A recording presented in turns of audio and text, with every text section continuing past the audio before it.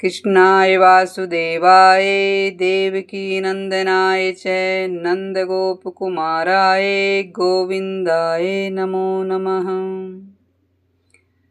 भवान् भीष्मश्च कर्णश्च कृपश्च समिन्तजयः अश्वस्थामा विकर्णश्च सोमदत्तिस्तथैव च।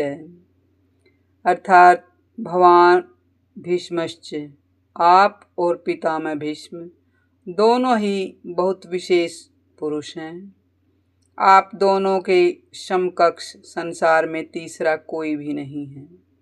अगर आप दोनों में से किसी एक भी अपनी पूरी शक्ति लगाकर युद्ध करें तो देवता, यक्ष, राक्षस, मनुष्य आदि में कोई भी नहीं है जो आपके सामने टिक सके।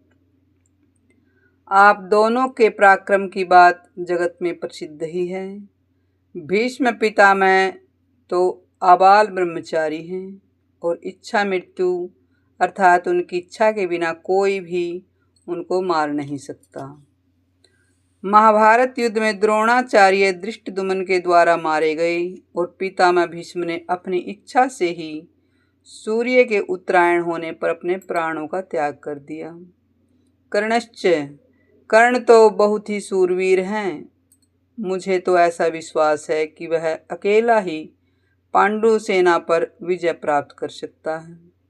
उसके सामने अर्जुन भी कुछ नहीं कर सकता। ऐसा वह कर्ण भी हमारे पक्ष में है। कर्ण महाभारत के युद्ध में अर्जुन के द्वारा मारे गए थे। कृपश्च समिन्तजयः, कृपाचार्य की तो बात ही क्या, वे तो चिरंजीवी हैं ही। हमारे परम हितैषी हैं और संपूर्ण पांडव सेना पर विजय प्राप्त कर सकते हैं। यद्यपि यहाँ द्रोणाचार्य और भीष्म के बाद ही दुर्योधन को कृपाचार्य का नाम लेना चाहिए था, परंतु दुर्योधन को कर्ण पर जितना विश्वास था उतना कृपाचार्य पर नहीं था। इसलिए कर्ण का नाम तो भीतर से बीच में ही निकल पड़ा। द्रोणाचार्य और भीष्म कहीं कृपाचार्य का अपमान न समझ लें, इसलिए दुर्योधन कृपाचार्य को संग्राम विजयी विशेषण देकर उनको प्रसन्न करना चाहता है। अश्वस्थामा, ये भी चिरंजीवी हैं और आपके ही पुत्र हैं। ये बड़े ही शूरवीर हैं। इन्होंने आपसे ही अस्त्र शस्त्र की विद्या सीखी है। अस्त्र शस्त्र की कला में बड़े ही चतुर हैं। विकर्णश्च सोमदत्तिस्तथैव च। आप यह न समझे कि केवल पांडव ही धर्मात्मा हैं। हमारे पक्ष में भी मेरा भाई विकर्ण बड़ा धर्मात्मा और शूरवीर है। ऐसे ही हमारे पर पितामह शांतनु के भाई भालिक के पुत्र तथा सोमदत्त के पुत्र भूरिश्रवा भी बड़े धर्मात्मा हैं।